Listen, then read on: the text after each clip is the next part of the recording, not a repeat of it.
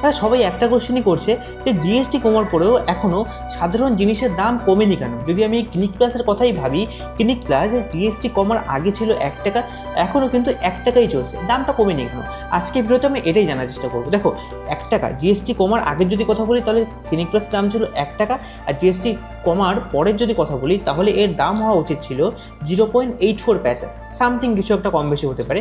এবার এমন একটা প্রাইস সেগমেন্ট যেখানে 1 টাকা জিনিসের দাম যদি 8.4 পয়সা হয়ে যায় তাহলে মার্কেটে তৈরি হয় বিভিন্ন রকম সমস্যা, যেরকম খুচরো পয়সার সমস্যা, মানুষ খুচরো পয়সাটা দেবে কোথা থেকে, তাদের ক্ষেত্রেও একটা সমস্যা তৈরি হবে।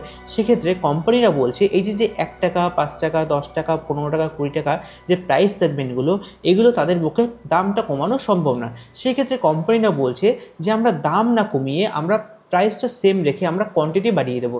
মানে আমি যদি সেম এক্সাম্পলটা ক্লিনিক প্লাসে দিই, তাহলে ক্লিনিক প্লাসে আমরা 1 টাকায় পাচ্ছি 6 ml শ্যাম্পু, সেখানে দাম কমার পরে কোম্পানিটা যেটা বলতে চাইছে যে 6 ml না, আমরা 6.74 ml দিয়ে দেবো। মানে 1 টাকায় যেটা বেশি প্রয়োজন, বেশি কোয়ান্টিটি হওয়া উচিত, সেই কোয়ান্টিটিটা আমরা দিয়ে দেবো। এবার কোম্পানিরা এখানেও বলছে যে তাদের যে মোলগুলো আছে, যে প্যাকেজিং ম্যাটেরিয়াল, সেগুলো চেঞ্জ করতেও তাদের 3 থেকে 4 মাস হামেশা সময় লাগবে। তো এটাই হচ্ছে মেইন কারণ দামটা না কমার।